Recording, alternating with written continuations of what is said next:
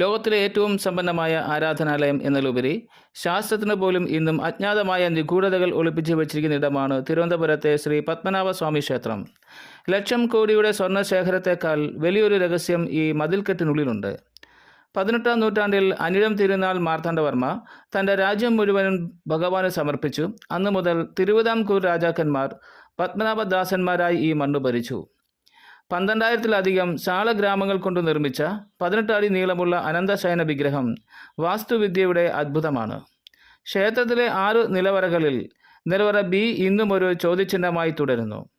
2 നാഗങ്ങളുടെ രൂപം കൊത്തിയ ഈ വാതിലിന് പൂട്ടുകളോ താക്കോൽ ദ്വാരങ്ങളോ ഇല്ല. നാഗബന്ധം എന്ന മന്ത്രശക്തിയാൽ ഇത് ബന്ധിക്കപ്പെട്ടിരിക്കുന്നു എന്നാണ് വിശ്വാസം. ഈ വാതിൽ തുറന്നാൽ കടൽ ഇരച്ചു കയറുമെന്നും വൻ വിപത്തുകൾ ഉണ്ടാകുമെന്നും പറയപ്പെടുന്നു. എന്തായിരിക്കും ഈ കരിങ്കൽ വാതിലിന് പിന്നിലെ യഥാർത്ഥ രഹസ്യം? ഈ വാതിലിന് 2 വലിയ നാഗങ്ങളുടെ ചിത്രം കൊത്തിയിട്ടുണ്ട്.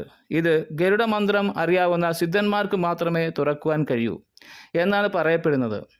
ഈ വാതിലിന് യാന്ത്രികമായ പൂട്ടില്ല. നിലവറകളുടെ വാതിലിന് സ്ക്രൂകളോ ബോൾട്ടുകളോ ഇല്ല.